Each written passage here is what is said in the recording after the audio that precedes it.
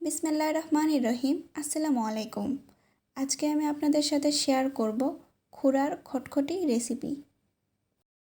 প্রথমে আমরা এইভাবে লম্বা লম্বা করে মাঝখানে কেটে নেব। আমি যেভাবে কেটে নিয়েছি আপনারা ঠিক এভাবেই কেটে নেবেন। তারপর আমি এটা সিদ্ধ করার জন্য প্রেসার কুকারে দিয়ে দিব। আপনারা চাইলে প্রেসার কুকারে নাও দিতে পারেন, যে কোনো পাতিলে দিয়ে সিদ্ধ করে নেবেন। এখন এখানে দিয়ে দেব সামান্য পেঁয়াজ কুচি, সামান্য কাঁচামরিচ কুচি, সামান্য হলুদ গুঁড়ো, পরিমাণ মতো লবণ, সামান্য আদা রসুন জিরা বাটা আর সামান্য ডাল।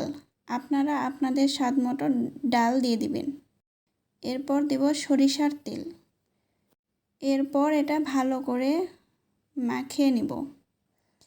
আপনারা এটাতে সরিষার তেল ইউজ করবেন, তাহলে অনেক সুস্বাদু হবে। তারপর এখানে পানি দিয়ে দিব, দিয়ে ঢাকনা দিয়ে ঢেকে দিব। এখানে আমি 10 থেকে 15 মিনিট সিদ্ধ করে নিব। 2 সিজ দেওয়ার পর আমার ক্ষুরাটা সিদ্ধ হয়ে গেছে। এবার একটা ফ্রাই প্যানে তেল দিয়ে নিব।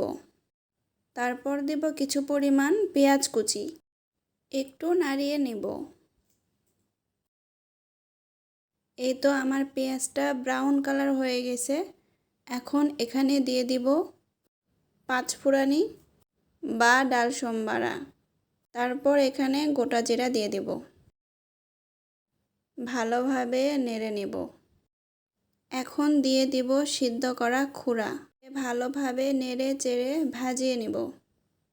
আপনারা আপনাদের স্বাদ মতো ভাজিয়ে নেবেন, কিন্তু এটা কড়া করে ভাজলে অনেক মজা এবং সুস্বাদু লাগে। এই তো আমি কড়া করে ভেজে নিয়েছি। আমার রান্নাটা শেষ। দেখতে কত লোভনীয় এবং এটা খেতেও অনেক সুস্বাদু। আমার রান্নাটা আপনাদের কেমন লেগেছে অবশ্যই কমেন্ট বক্সে জানাবেন। ধন্যবাদ আমাদের সাথে থাকার জন্য।